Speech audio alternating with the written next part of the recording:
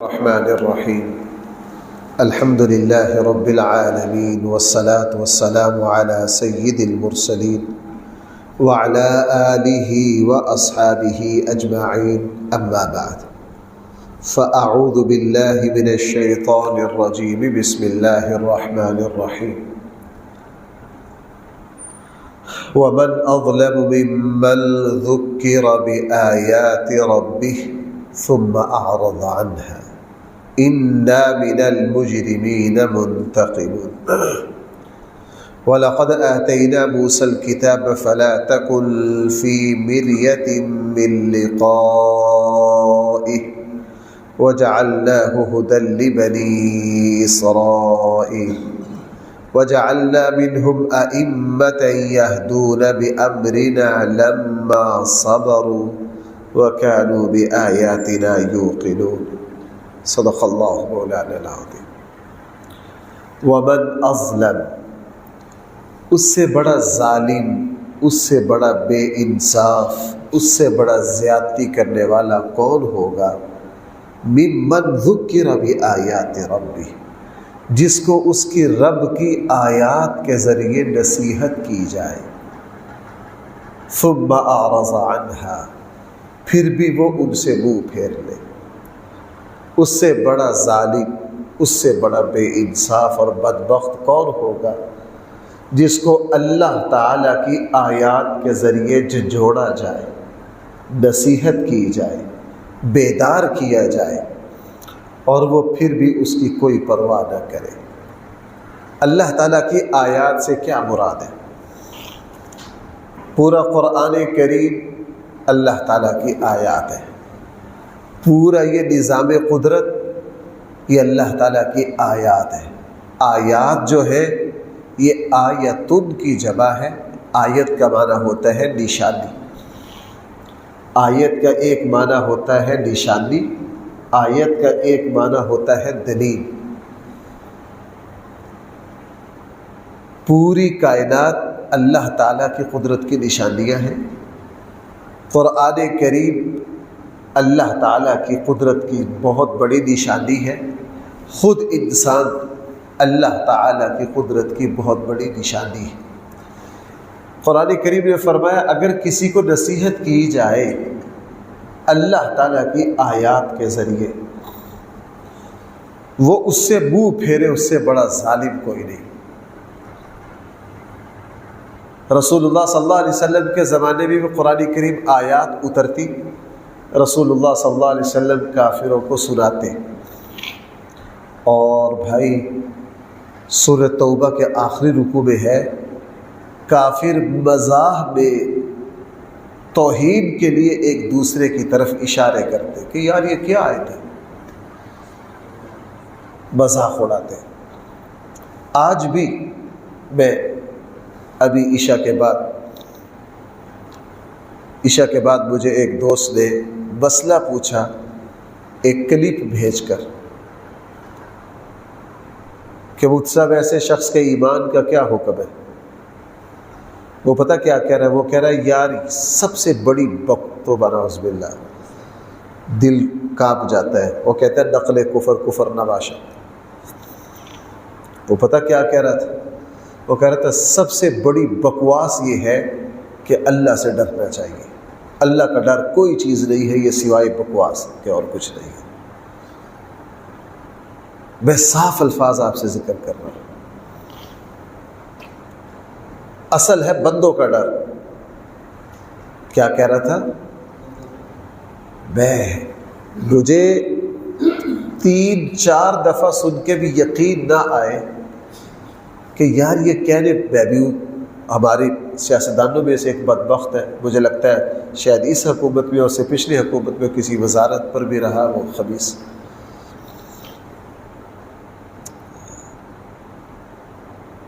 اب یہ وہ لوگ ہیں جن کے سامنے اللہ قرآن میں اللہ سے ڈرنے کا کتنا ذکر ہے، یا ایھا الذین آمنوا اتقوا اللہ، اے ایمان والو کس سے ڈرو؟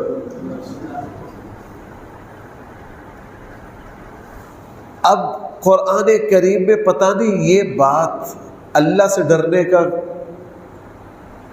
حکم پتہ نہیں 300 جگہ پتہ نہیں 400 جگہ ہے۔ اس اسلامی جمہوریہ پاکستان کے ایک بڑے عہدے پر رہنے والا شخص دھڑلے سے یہ بکواس ہے۔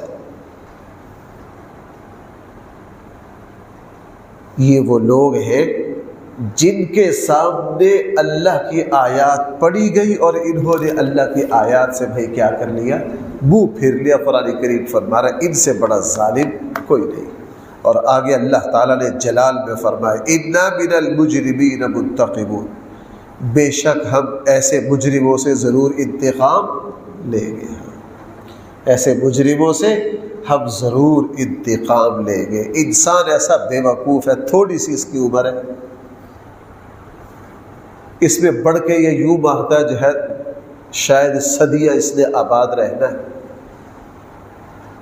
آج ہے کل مٹ جاتا ہے، اور مرنے کے 2-4 سال 8-10 سال بعد اس کو جاننے والا بھی کوئی نہیں ہوتا۔ بہرحال قرآن کریم نے ارشاد فرمایا اِنَّا مِنَ الْمُجْرِمِينَ مُنْتَقِمُونَ، بے شک ہم ایسے مجرموں سے ضرور انتقام اور بدلہ لیں گے۔ وَلَقَدْ آتَيْنَا مُوسَى الْكِتَابَ، اور یقیناً ہم نے موسیٰ کو کتاب عطا کی۔ فَلَا تَكُنْ فِي مِرْيَةٍ مِّن لِقَائِهِ، پس آپ شک میں نہ پڑیے، من لقائه، اس کتاب کے ملنے سے یا ان کی ملاقات سے۔ یہاں مفسرین نے 2 ترجمے کیے، دو تفسیریں کی ہیں، میں دونوں عرض کرتا ہوں۔ صحابہ اکرام سے ایک تفسیر یہ ہے کہ اللہ تعالیٰ نے موسیٰ علیہ السلام کو کتاب عطا کی، جس اللہ نے موسیٰ کو کتاب عطا کی ہے اسی اللہ نے رسول اللہ صلی اللہ علیہ وسلم کو قرآن مجید عطا کیا۔ موسیٰ علیہ السلام کو بھی اپنی کتاب کو اپنی امت تک پہنچانے، عمل کروانے میں بہت محنت کرنی پڑی۔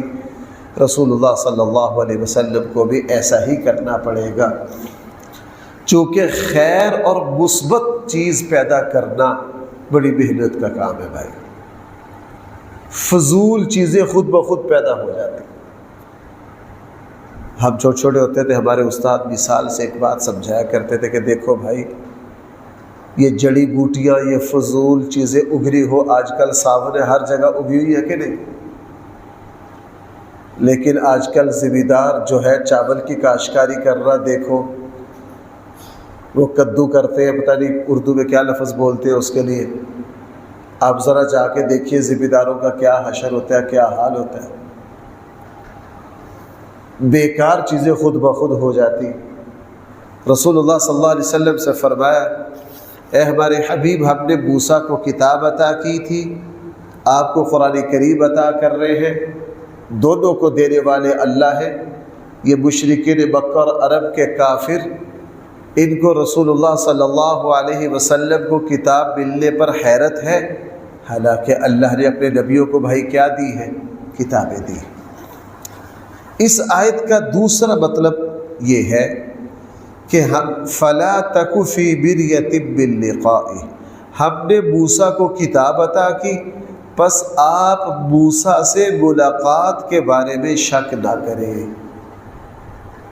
یہ بھی حضرت عبداللہ ابن عباس سے مروی ہے۔ اس کا کیا مطلب؟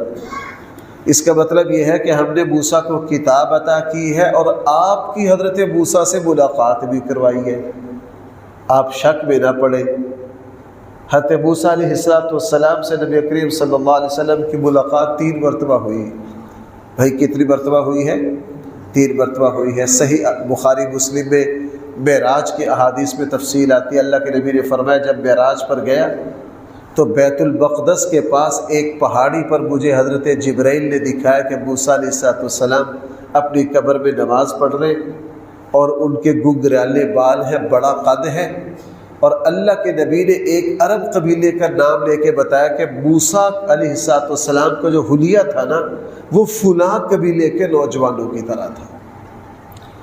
اور دوسری ملاقات جس وقت بیت المقدس میں انبیاء علیہ السلام کو نماز پڑھائی ہے اس میں ہوئی۔ تیسری ملاقات جب معراج پر گئے 50 نمازیں بھی واپسی پر بھائی کس سے ملاقات ہوئی؟ حضرت موسیٰ سے۔ موسیٰ علیہ السلام نے رسول اللہ صلی اللہ علیہ وسلم سے فرمایا کہ اللہ کے حبیب واپس جائیے، نمازیں کم کروا دیجیے، یہ نہیں پڑھیں گے، میری امت سے میں واسطہ مجھے پڑا ہے۔ تو یہ 3 ملاقاتیں رسول اللہ صلی اللہ علیہ وسلم کے بھائی کس سے ہوئی ہیں؟ حضرت قرآن کریم نے ارشاد فرمایا فَلَا تَكُنْ فِي مِرْيَةٍ مِّن لِقَائِهِ۔ پہلا ترجمہ بھی بنتا ہے، دوسرا بھی، ضمیروں کے فرق سے دونوں ٹھیک ہے۔ وَجَعَلْنَاهُ هُدًى، ہم نے موسیٰ کی کتاب یعنی تورات کو بھی ہدایت کے لیے بنایا تھا، لیکن یہ ہدایت کس کے لیے تھی؟ بنی اسرائیل کے لیے۔ یہ قرآن کی آیت سے اس پتہ چلا کہ تورات جو تھی یہ کتاب تھی صرف کن لوگوں کے لیے؟ بنی اسرائیل کے لیے۔ اتنا تو ہر مسلمان جاتا ہے، عالمی نبی صرف ہمارے آقا صلی اللہ علیہ وسلم۔ رسول اللہ صلی اللہ علیہ وسلم نے فرمایا اللہ نے مجھے 5 چیزوں میں فضیلت عطا کی ہے۔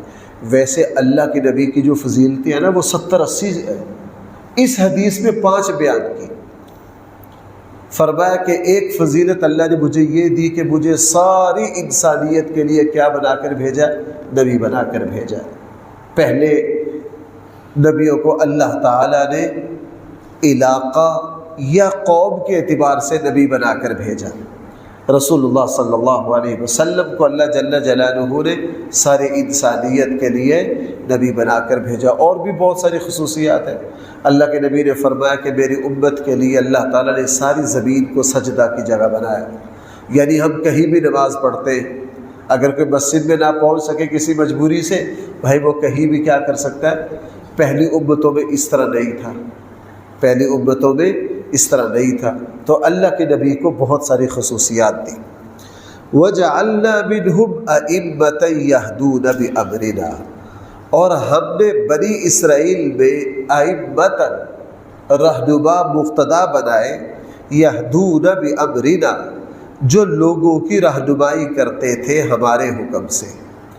یعنی ہم نے بنی اسرائیل میں بھی انبیاء و علماء، اللہ کے نیک بندے ایسے بنائے جو بھائی باقی قوم کو دین کی کیا کرتے تھے؟ نصیحت کرتے تھے۔ اور رسول اللہ صلی اللہ علیہ وسلم کی امت کے ساتھ بھی یہی ہے۔ اللہ کے نبی نے فرمایا کہ تم جو دین میں نے تم تک پہنچایا ہے، تم اس دین کو دوسروں تک پہنچاؤ۔ اور رسول اللہ صلی اللہ علیہ وسلم نے یہ بھی فرمایا کہ میری امت کبھی بھی بانج نہیں ہوگی، قیامت تک اللہ تعالیٰ میری امت میں ایسے لوگ پیدا کرتے رہیں گے جو اسی طرح دین کو قائم کرنے کی کوشش کریں گے جس طرح پہلے نبیوں نے کیا۔ اور الحمدللہ 1400 سال 1500 سالہ مسلمانوں کی تاریخ یہ بتاتی ہے، بلکہ اس پر مسلمان بڑا جتنا فخر کرے کم ہے۔ پہلی امتوں میں نبیوں کے علاوہ اتنے اونچے لوگ نہیں ہوئے جنہوں نے اللہ کے دین کی خدمت کی ہو جتنے اس امت میں ہوئے۔ بھائی جتنے کیا ہوئے ہیں اس امت میں۔ آپ پورے عالم اسلام میں چلے جائیں، اللہ تعالیٰ نے ہر خطے میں بڑے بڑے علماء، اولیاء اللہ، اسلام کے داعی، اسلام کے کیا داعی، جنہوں نے کہیں بھی چلے جائیں، کہیں بھی۔ میں مسجد حرام میں ایک افریقی قاری، ان سے ملاقات ہوئی۔ وہ پاکستان بھی پڑھے ہوئے، پہلے میرے ساتھ ٹوٹی پھوٹی عربی میں بات شروع کی، تو پھر جب تعارف ہوا تو ان کو اردو آتی تھی، پھر اردو میرے ساتھ۔ میں نے پوچھا کس علاقے کے ہیں؟ انہوں نے ایک افریقی ملک کا کالے تھے۔ تو انہوں نے بتایا کہ میں نے پوچھا کہ آپ یہ روایت پڑھ رہے ہیں اور آپ کی منزل بھی بہت اچھی ہے، وہ بلا تکلف زبانی پڑھ رہے تھے۔ انہوں نے بتایا کہ ہمارے خطے میں آج سے 100 سال پہلے ایک قاری ہوئے ہیں، اللہ نے ان سے ہمارے پورے خطے افریقہ میں ایسا قرآن کی خدمت کا کام لیا ہے کہ ان کی 100 سال پہلے کی محنت سے آج پورے افریقہ میں قرآن کریم کے ہزاروں نہیں لاکھوں حافظ ہیں۔ انہوں نے 100 سال پہلے پورے افریقہ میں تحریک چلائی تھی کہ ہمارے افریقہ میں قرآن کے حافظ کم ہیں، انہوں نے بستیوں میں جا، قبیلوں میں جا، ایک مکتب قائم کر، دوسرا کر. انہوں نے کہا جی ہمارے پورے افریقہ میں اس وقت جتنے بھی علماء اور قراء ہیں سب واسطوں کے ساتھ انہی کے شاگرد ہیں. سب واسطوں کے ساتھ بھائی کیا ہے؟ تو ہر خطے میں اللہ نے ایسے پاکیزہ لوگ پیدا کیے. ہمارے خطے میں بھی بڑے بڑے اولیاء اللہ ہوئے ہیں. تو اللہ تعالیٰ نے اس امت میں فرمایا ہم نے بنی اسرائیل میں بھی ایسے لوگ پیدا کیے، اور احادیث مبارکہ میں ہے اس امت میں تو اللہ تعالیٰ ایسے لوگ پیدا کرتا ہی رہے گا. وہ ائمہ جو تھے، وہ علماء جو تھے، وہ اللہ تعالیٰ نے ان کو یہ فضیلت کس وجہ سے دی؟ دو وجہ سے. لما صبروا، ایک تو انہوں نے صبر کیا، وَكَانُوا بِآيَاتِنَا يُوقِنُونَ، اور وہ ہماری آیات پر یقین رکھنے والے تھے. بھائی ذرا یہ دو باتیں سمجھنا، آخری باتیں. فرمایا کہ ہم نے بنی اسرائیل میں ایسے ائمہ، علماء، اولیاء اللہ بنائے جنہوں نے لوگوں کی ہدایت اور رہنمائی کے لیے بہت کام کیا. ہم نے یہ لوگ منتخب کیے کتنی خوبیوں کی وجہ سے؟ دو خوبیاں. ایک تو لما صبروا، وہ دین پر ڈٹ کر رہے. دوسرا ان کو ہماری آیات پر 100% یقین تھا. جب بھی کوئی مسلمان دین پر جم جائے، بھائی دین پر کیا کرے؟ جم جائے. نمبر دو، اس کو اللہ تعالیٰ کے احکامات پر 100% یقین ہو. اللہ تعالیٰ پھر ایسے داعی اسلام، ایسے عالم دین کے محنت میں اللہ تعالیٰ برکت پیدا کر دیتے ہیں. ہم تاریخ میں بڑے بڑے ہمارے لوگ ایسے ہوئے، تقریباً سارے ہی ایسے ہوئے. شروع میں اکیلے، بھائی شروع میں کیا تھے؟ آپ بر صغیر کے کسی بڑے عالم اللہ کے ولی کا تذکرہ پڑھ لیجئے، شروع میں کیا تھا؟ جنگل میں اکیلا. لما صبر، ڈٹ کے جمے رہے، محنت کرتے رہے، اور ان کو اللہ تعالیٰ کے حکم پر، قرآن پر، اسلام کی ایک ایک بات پر 100% یقین حاصل تھا. اللہ تعالیٰ نے آہستہ اس عالم کے ذریعے اس طرح، میں کتنی مثالیں دوں آپ کو. یہ جو بانی تبلیغی جماعت حضرت مولانا الیاس صاحب رحمہ اللہ میوات میں، بھائی کہاں؟ ہریانہ. اس وقت بھی ہندوستان کا بہت پسماندہ علاقہ ہے. ذرا 100 سال پہلے اندازہ لگائیے کیسا علاقہ ہوگا. وہاں سے اکیلے محنت کی، ڈٹے رہے، اور یقین تھا کہ انشاءاللہ یہ جو اسلام کی دعوت ہے یہ پھیلے گی. آہستہ آہستہ اللہ نے اس کو کیا کیا؟ پوری دنیا میں پھیلا دیا. ہمارے آقا صلی اللہ علیہ وسلم بھائی شروع میں کیا تھے؟ تن تنہا. مکہ کی 13 سالہ زندگی میں کتنے ساتھی تھے؟ 200 سے زیادہ نہیں. 200 سے زیادہ نہیں. آپ ہندوستان میں ہمارے اس خطے میں جتنے بڑے بڑے اللہ کے ولی ہوئے، ان کی شروع کی زندگی پڑھ کے دیکھو، بیچارے اکیلے ہوتے. بھائی شروع میں ساتھ کوئی معاون و مددگار نہیں ہوتا. اللہ کا ایک ولی کھڑا ہوتا ہے، آہستہ آہستہ پھر اللہ تعالیٰ ان کے ساتھ کیا کرتے؟ اللہ تعالیٰ ان کی محنتوں میں برکتیں ڈالتے. دیکھتے دیکھتے اللہ تعالیٰ بہار کو قائم کر دیتے. ہندوستان کی بہت سی مثالیں میرے سامنے آ رہی ہیں. دارالعلوم دیوبند کا جو آغاز ہوا ہے ایک بیری کے درخت کے نیچے. بھائی کہاں؟ ایک استاد، ایک طالب علم، بیری کا درخت، یعنی چھت بھی میسر نہیں. وہاں کام شروع ہوا. آج اس ادارے کو 1.5 صدی ہو گئی. ہزاروں نے، لاکھوں علماء پوری دنیا میں کسی بھی اسلام کے بڑے مرکز کی آپ ہسٹری پڑھ لیجئے. شروع میں بڑی قسمہ پرسی، شروع کی حالت ایسی کہ بندہ کے پڑھ کے روکڑے کھڑے ہو جاتے ہیں. لیکن اللہ تعالیٰ آہستہ آہستہ پھر کیا کرتا ہے؟ برکتیں ڈال دیتا ہے.